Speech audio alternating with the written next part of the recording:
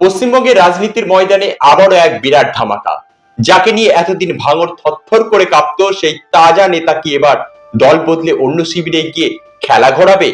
রাজনীতির অন্দরে এখন একটাই প্রশ্ন, তৃণমূলের দাপুটে নেতা আরাবুল ইসলাম কি এবার আইএসএফ এর তুরুপের তাস? যে ভাঙড়ে একসময় নওশাদ বনাম আরাবুল ইসলামের লড়াই তুঙ্গে ছিল, সেই নওশাদ সিদ্দিকীই কি শেষ পর্যন্ত আরাবুল ইসলামকে প্রার্থী করে চমক দিলেন? ভোটের হাওয়া গরম করে দিয়ে আইএসএফ তাদের প্রথম প্রার্থী তালিকা ঘোষণা করেছে, আর তাতেই লুকিয়ে রয়েছে একের পর এক বিস্ফোরক সব নাম। আজকের ভিডিওতে আমরা আলোচনা করব কিভাবে ক্যানিং পূর্বের পুরনো শত্রুতা আর ভাঙনের নতুন বন্ধুত্ব বদলে দিয়েছে বাংলা রাজনীতির সমীকরণ।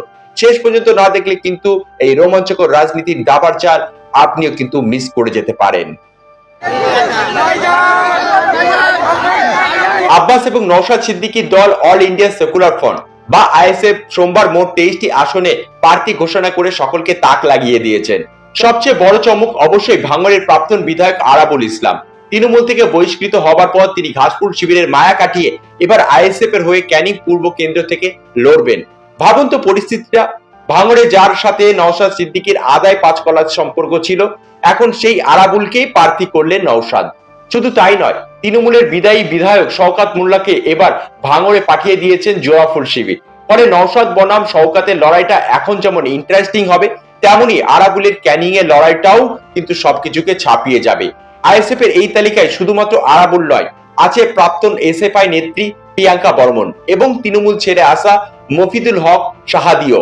উত্তর 24 পরগনা থেকে হুগলি, নদিয়া থেকে বীরভূম, প্রতিটি আসনে নওশাদরা এমন সব নাম বেছে নিয়েছেন যা বামফ্রন্টের সাথে তাদের জোটের সমীকরণকে প্রশ্নের মুখে ফেলে দিয়েছে।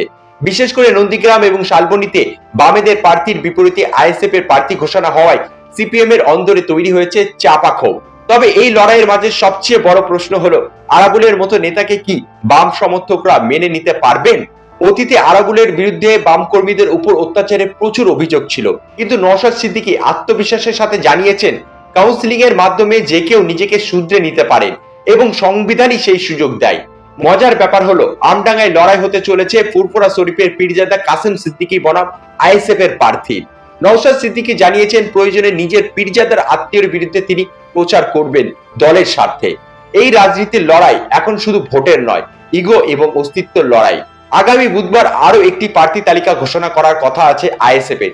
সেখানে হয়তো সব থেকে বড় বড় চমকগুলি অপেক্ষা করছে। রাজনীতির এই জটিল খেলায় শেষ হাসি কে হাসবে? আরাবুল কি পারবে ক্যানিং এর লাল মাটি জয় করে নিতে, নাকি নওশাদ নিজেই ভাঙড় দখল করে রাখবেন? বাংলার এই সরগরম ভোটের সব আপডেট পেতে আমাদের সাথে থাকুন। পরের ভিডিওতে আবারও দেখা হবে খুঁটিনাটি বিস্তারিত আলোচনার মাধ্যমে। Thanks for watching.